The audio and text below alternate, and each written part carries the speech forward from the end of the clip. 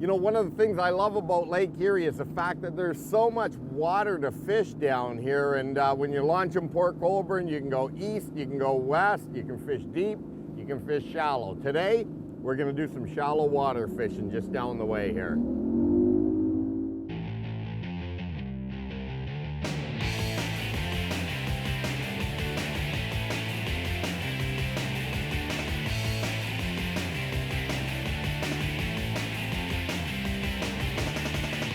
Coming up. On today's show, Bob shares some of his winning reel fishing strategies to make the most out of your day on the water. From fast-moving spinnerbaits and crankbaits to finesse tubing, Bob displays a variety of techniques as he covers the shallows of Lake Erie for its famous smallmouth bass. Oh, here we go. Hello. Oh yeah. Get ready, get ready. Here comes, whoa. Oh, he's got it. Oh man, that is a big rainbow. Oh, yeah, that thing is a monster. Look at that big Laker. Look at the size of this fish. The Reel Fishing Show with Bob Izumi. Whoa, he's a jumper. That is awesome, girl. Look at that. Yeah. Woo, hooked up, boys. Whoa, all right. Here he comes, here he comes. Oh, no. Oh, that's a nice one. All right, look at that. Hey, Reel Fishing is sponsored by Mercury, #1 on the water, and Tim Hortons. That's what I call real fishing. Okay, pretty good rock right here. And it's fall of the year and you get a lot of smallmouth that'll be up shallow. You've got two populations of smallmouth. You've got some that'll be deep, some that'll be shallow. I think what I'm gonna do is fish this area here, see if I can't catch one of the shallow fish. Alrighty. Oh man, little guy. That's one thing about a spinnerbait is when they hit it, they just stop it. Oh.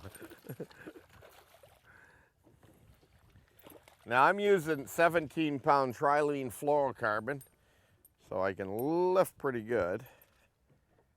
And you know what, that's still not a bad little smallmouth, but you do get spoiled out here on Lake Erie. And I can remember as a kid coming down, a teenager down to Port Colborne to fish smallmouth bass.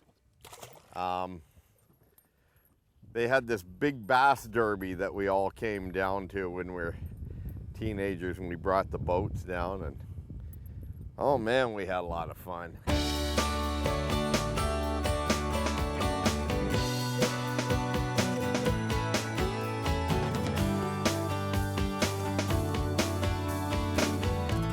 Okay, here it comes. Oh yeah, nice one. Oh man, that's a horse. Oh boy. Oh, baby.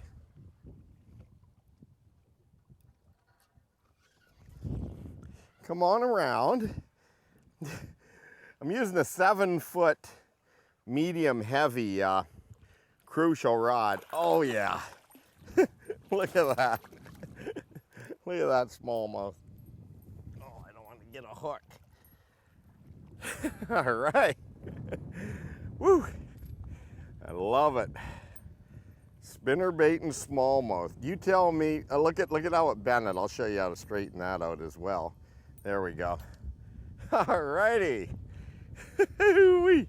Okay, baby's gonna go back in. See you later, guy.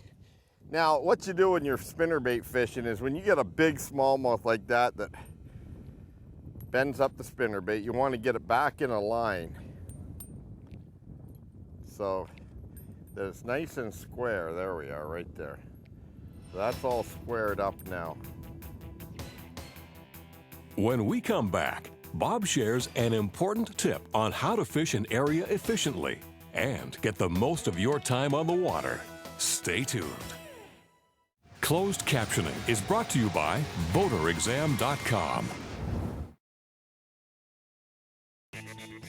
Let's take a look down under with this week's Fish Eye View, sponsored by Mercury, #1 on the water. More than any other type of fishing, steelheading is the most demanding and specialized. Being at the right place at the right time with the proper bait, line, tackle, and presentation add up to success. Even when you think you've got it right, others around you are taking fish, and you aren't. Actually, success in steelheading is a measure of paying very close attention to a number of fine details and always being fully prepared. First and foremost is bait, which most often is roe, good roe. That's fresh, untreated salmon or trout eggs. If you purchased it from a tackle shop, you're better off with imitations. Trust us on this one. Professional steelheaders might let it slip that brown trout eggs are best. They are. Beg, steal, or borrow. If you've got the good stuff, you'll turn fish even if you do everything else wrong. In artificial baits, only use the very best. If you're unfamiliar with drifting techniques, try still fishing with added styrofoam in deep pools and river mouths. It's unconventional, but it's what we do in filming. Confidence is next on the list, and just as important. Steelhead are moody and don't always hit. If you know they're in, keep on them and never give up. Stay focused and alert, and we guarantee you'll hit it big. Well, it's the third week of September, and you know, we've got a little bit of a southwest wind happening here. Just a nice, probably a 1 foot chop or so. And I brought 4 rods out on the deck of the Ranger today. I've got a tube rod, and that's got a little power tube, Berkeley power tube on with an 1/8 ounce head for shallow water fishing. I've got a wild shiner jerk bait from Strike King. I've got a little Strike King crankbait, and I've got a spinnerbait. And this is one of the burner spinnerbaits. And I'm gonna run a trailer hook here. Now, Strike King offer these bleeding bait trailer hooks. They're size 2/0. And what I wanna do is just run one of these on. They come with little plastic retainers that you can put on here, and you just slide that little retainer right on there, and that'll hold the hook on. I always run a trailer hook when I'm fishing smallmouth bass with spinnerbaits because they seem to hit it going the other direction. And anyway, that's it. I've got 4 rods. We'll see what happens. Now, you know, for 30 years I've said it in seminars, and I'll say it again. Why 4 rods? Well, do you go golfing with 1 golf club? Well, you could, maybe at a par 3, but I don't know if you're gonna hit, you know, your putter 120 yards. And what I've got here are rods for launching spinner baits, a little bit soft tip, lots of backbone, crankbait type rods. And I'll go through them as I'm fishing here, but I'm just gonna work in there and see if I can't locate some smallmouth. Should be good.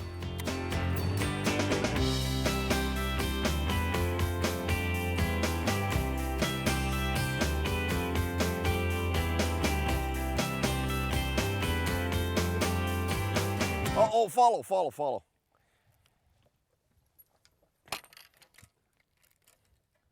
Uh-oh. I got to get it down there. Saw one follow that spinnerbait right up.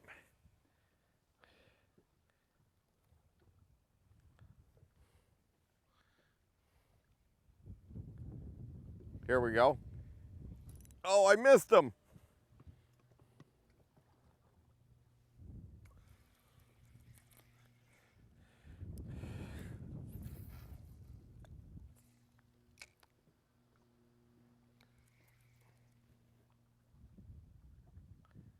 He's got it.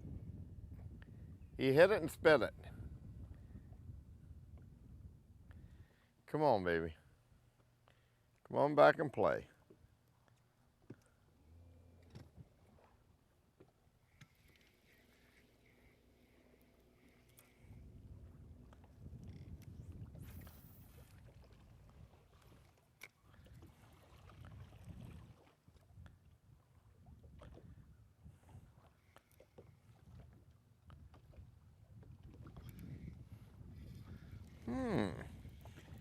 Must have swam back in the weed bed here.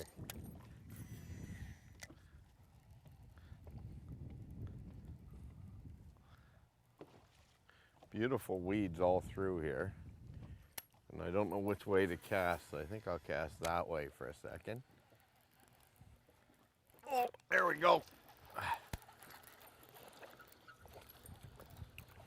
Oh, baby. I guess that way was a good direction.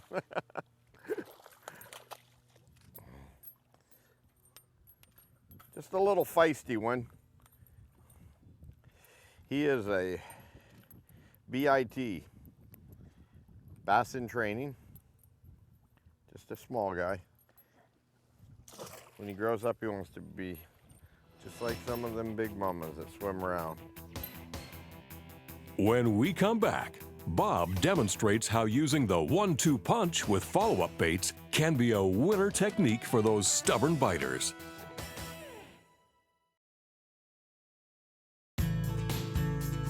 This tip of the week is sponsored by Coleman.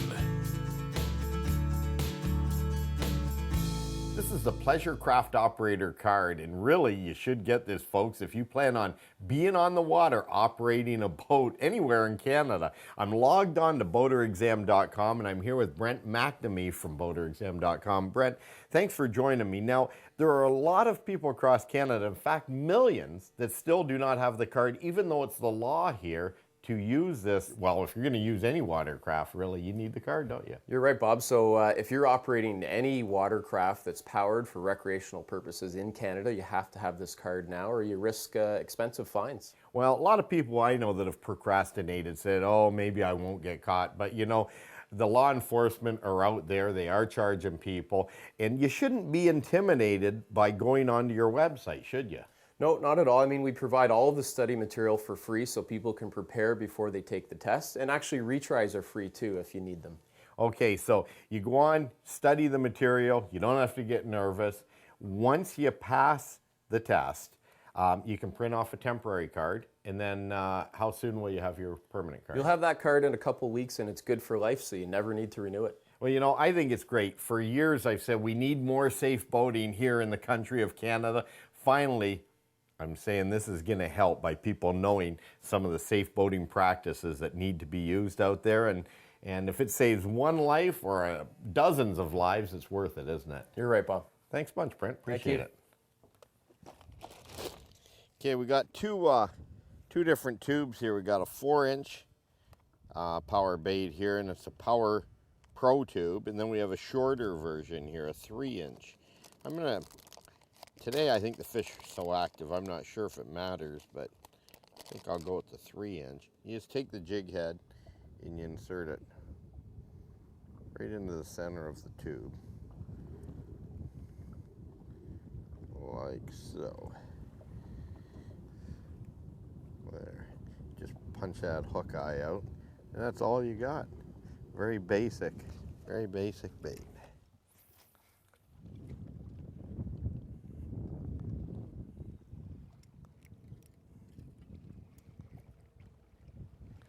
There. Oh, I missed him. He's got it again. Oh, there we go. That was so cool. I had one hit the spinnerbait a sec. Oh, nice one. It just jumped. I had one just hit the spinnerbait, and then I saw it down there. Whoa, baby. I might have to swing right around here. That's a good one. And I had this little power tube rigged up here on this rod just to be safe for any follows, and yeah. Okay, there he is. Oh, down there. This is a good fish here. Look at that. Oh, beautiful. Look at this. Oh, yeah. Nice. All right. Look at that smallmouth. All right. Now here's what I do. I'm just going to show you. I'm going to just punch in this waypoint, and I'm going to save it. There, now I got the waypoint saved to come back to today or any other day. Okay, come on in here, Mr. Smallmouth. You went and bunted my spinnerbait just to try to kill it, and then you couldn't resist the tube. Oh yeah, nice one. Oh yeah. All right. Now, that's a little green pumpkin power tube from Berkeley, and I don't know what they put in that power bait, but boy, fish can't resist it. Here, let me just pop that hook out. Look at that. They just eat these power tubes. Okay, that is a decent smallmouth right there.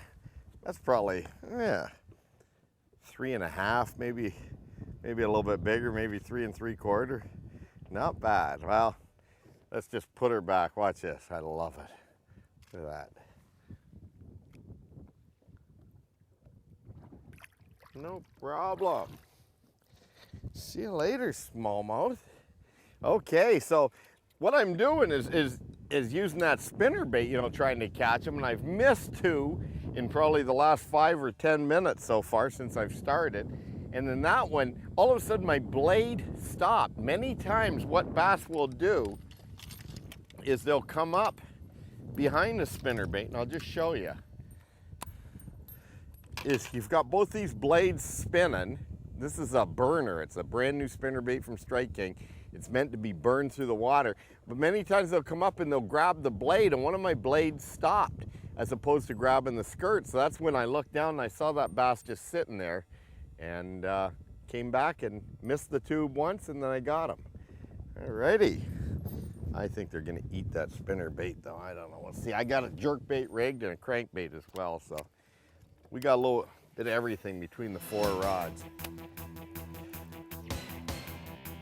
When we come back, Bob's follow-up fishing techniques pay off, and he hooks into some healthy-sized smallmouth bass. Stay tuned.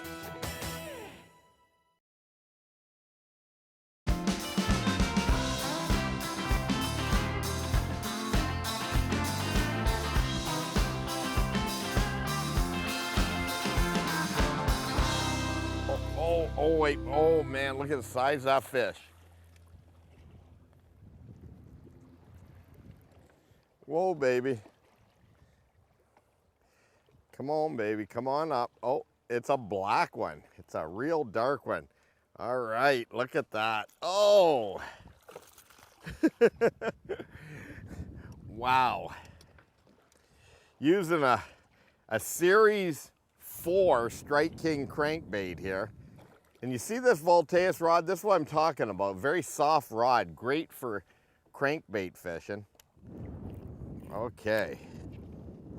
Look at this baby. This is a nice one. Oh yeah. Sweet.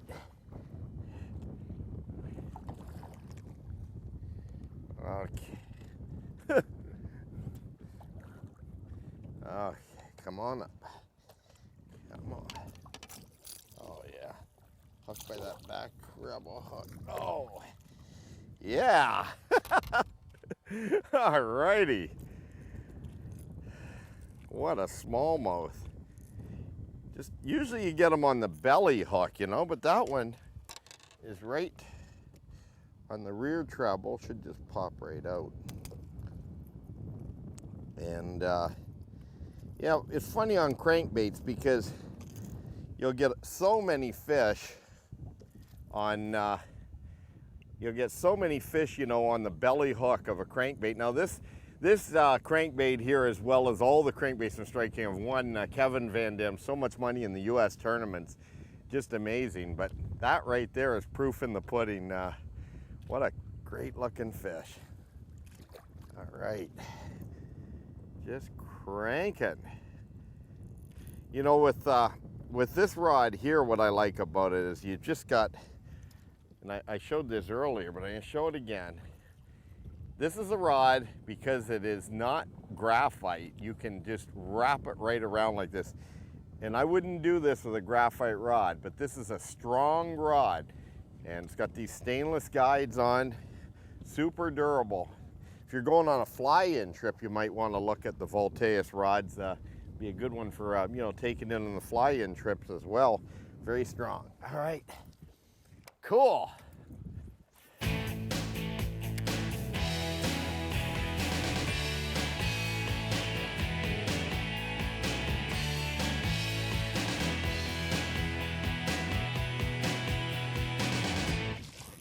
There we go. Oh yeah. Whoa, baby. Whoa. Come on. This new Stratic CI4 reel is a really incredible reel. Very lightweight finesse reel. It's the lightest spinning reel they've ever made. Look at that fish. All right. I just happened to look down on this rock line while I was spinnerbaiting, and once again, I just saw this dark spot down there. This fish are just laying there. It's probably the lightest spinning rod and reel you'd ever pick up, and I got it matched with 8-pound test fluorocarbon and a power tube, a Berkeley power tube here. Oh yeah. All right. And I love it when you get these smallmouth that are really black like this. There we go. What a smallmouth. Look at that. All right.